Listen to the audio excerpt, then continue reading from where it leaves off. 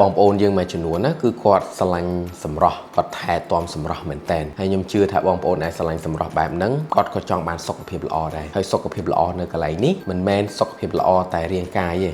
ទាំងអារម្មណ៍ទាំងផ្លូវចិត្តទាំងរាងកាយចឹងសួរថាតើយើងធ្វើម៉េចទើបយើងអាចទទួលបានទាំងសុខភាពល្អសម្រស់ស្រស់ស្អាតអារម្មណ៍ល្អទៀតទី1តកតងជាមួយនឹងទម្លាប់មួយចំនួនដែលបងប្អូនអាចយកទៅធ្វើបានការគេងសំខាន់ណាស់បងប្អូនការគេងគឺអ្វីគ្រប់យ៉ាងបើសិនជាបងប្អូនធ្វើអ្វីទាំងអស់ប៉ុន្តែបងប្អូនគេងមិនគ្រប់គ្រាន់បងប្អូនគេងមិនស្កប់គេងយល់សពច្រើនសុខភាពរបស់បងប្អូនមិនអាចទទួលបានសុខភាពល្អទេទី2ពាក់ព័ន្ធជាមួយនឹងអាហារប្រៀបដូចជាថ្នាំដែលយើងញ៉ាំចូលទៅក្នុងខ្លួនរបស់យើងរាល់ថ្ងៃបន្តិចម្ដ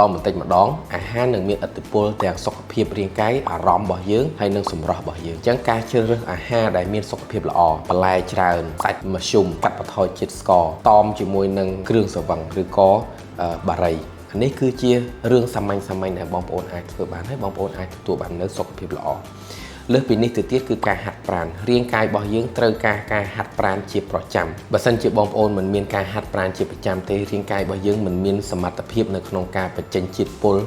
ចេញពីក្នុងខ្លួនរបស់យើងបានទេរាងកាយរបស់យើងសាច់ដុំរបស់យើងដៃជើងរបស់យើងព្រះបង្កើតមកគឺដើម្បីឲ្យយើងធ្វើសកម្មភាពបើសិនជាយើងអត់ធ្វើសកម្មភាពនោះហើយគឺជាផលវិបាកដែលអាចជះទៅដល់សុខភាពរបស់យើងទាំងមូលតែម្ដងចំណុចចុងក្រោយមួយទៀតដែលយើងគ្រប់គ្នាភាគច្រើនតែងតែមើលរំលងគឺសុខភាពផ្លូវចិត្តរបស់យើងខំញ៉ាំខំគេង